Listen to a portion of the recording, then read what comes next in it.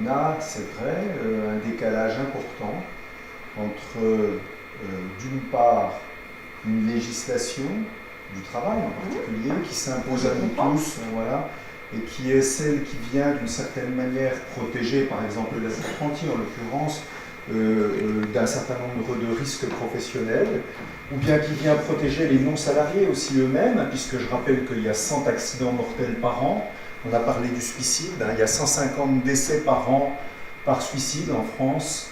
Il y a 100 accidents mortels par an, et en particulier dans la filière chevètre. Hein, les deux filières les plus principales qui sont touchées par les accidents mortels, c'est le bûcheronnage et le cheval. C'est les deux filières les plus importantes en termes de taux d'accidentabilité. Donc on voit qu'au-delà de l'apprentissage, c'est vrai qu'il y a du travail à faire pour faire reculer la mortalité, qu'elle soit par accident mortel, accident du travail ou par suicide.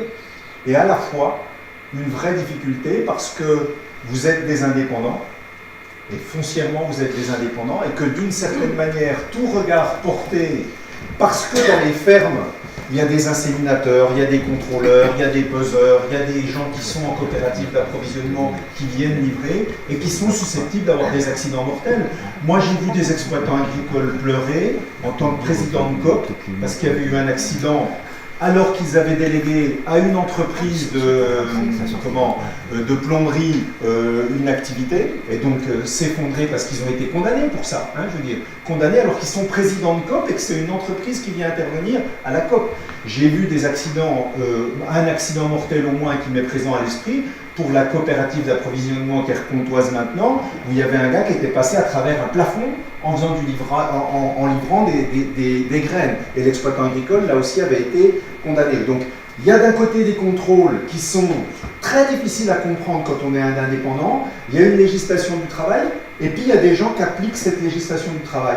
Et il y a plein de sortes de gens, c'est-à-dire qu'il y a plein, on l'a vu tout à l'heure, il y a plein d'indépendants qui sont dans des attitudes très très différentes, depuis des gens qui sont extrêmement scrupuleux avec le document unique et qui le remplissent très très régulièrement, jusqu'à des gens qui sont en burn-out et qui supportent plus du tout toutes ces paperasses, tous ces rapports, etc. Tout ça, ce qui est extrêmement compréhensible. Mais vous voyez cette oscillation, c'est-à-dire que d'une certaine manière, je vais dire encore les choses autrement, on a tous envie d'une certaine régulation par rapport, par exemple, au prix du lait ou par rapport à la nécessité de ne pas être victime du travail au noir. À Val-d'Aon et à Salins, on a vu des bûcherons nous dire qu'il y en avait marre du travail au noir, que c'était une concurrence déloyale et que c'est à cause de ça qu'ils ne gagnaient pas leur vie.